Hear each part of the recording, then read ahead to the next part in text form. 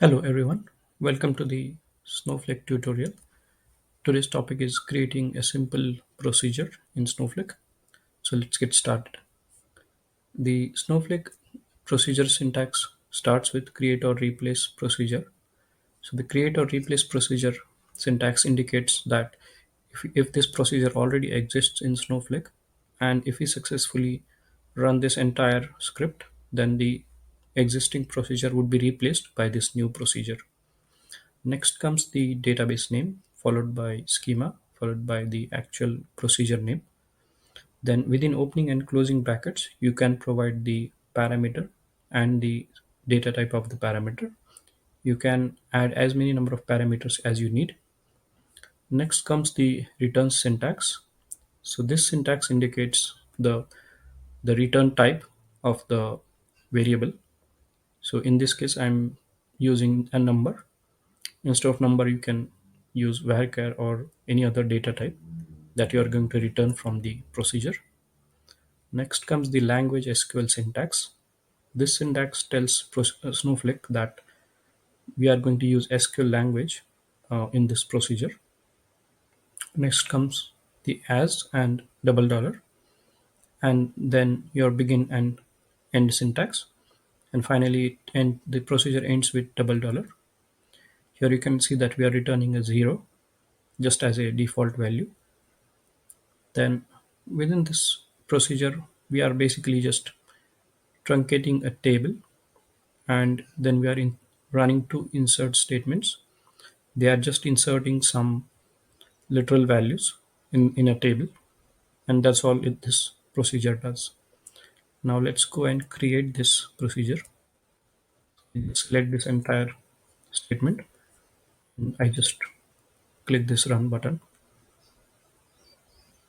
Now you see that this procedure has been created.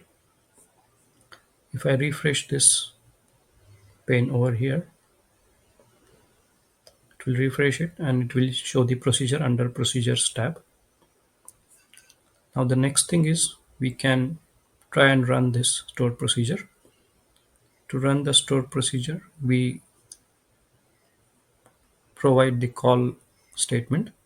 So the call and then followed by the name of the stored procedure. And if you have any parameters, then we pass the value. Now let's run this procedure.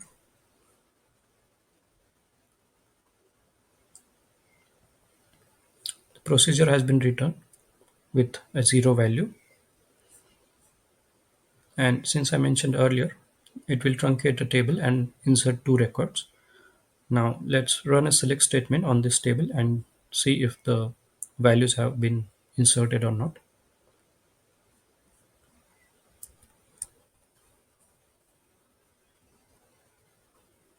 As you can see, the two records have been inserted into the table, and that's all this procedure does. The other thing that we can do is if you no longer want this procedure, you can drop a procedure. So the syntax is drop procedure if exists. So this statement indicates that it will only execute if the procedure already exists.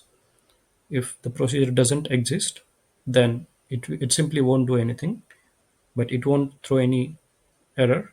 If you just run the statement drop procedure and then procedure name, and if the procedure doesn't exist, then the statement will throw an error.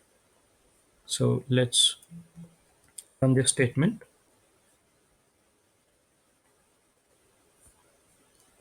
Procedure has been successfully dropped. Now let's go into the database pane and just see if this procedure exists or not. So let me refresh this page. You can see now that the procedure has been deleted successfully. And that's all about this lesson. Thanks for watching.